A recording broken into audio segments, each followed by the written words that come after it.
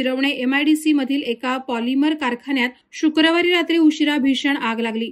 Shubhada polymers कंपनीच्या या कारखान्यात आगीची घटना रात्री 11 वाजण्याच्या सुमारास उघडकीस आली। कंपनीत ज्वलनशील पदार्थ असल्याची प्राथमिक माहिती मिळते।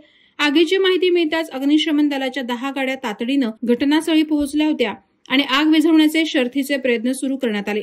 अग्निशमन दलाचे जवान पूर्ण सतर्कतेने आग आटोक्यात आणण्यात गुंतले होते।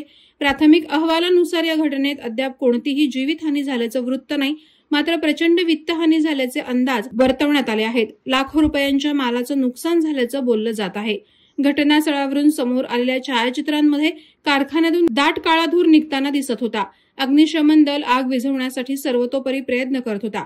मध्यरात्री उशिरा आग आटोक्यात आणण्यात आली, मात्र तोपर्यंत अर्धी कंपनी जाळून खाक झाली होती। अद्याप आगीचं कारण समजू शकलं नाही। प्रशासन आणि संबंधित विभाग या प्रकरणाची चौकशी करत आहेत। आग रात्री उशिरा लागली असली तरी अद्याप धुमसत असल्याने या आगीमुळे परिसरात भीतीचं वातावरण पसरलं आहे। वादळवारा लाईव्हसाठी न्यूज ब्युरो, नवी मुंबई। नवी मुंबई व रायगड जिल्ह्यातील ताज्या बातम्या आणि घडामोडींसाठी सबस्क्राईब करा वादळवारा लाईव्ह चॅनल आणि दाबा बेल आयकॉन।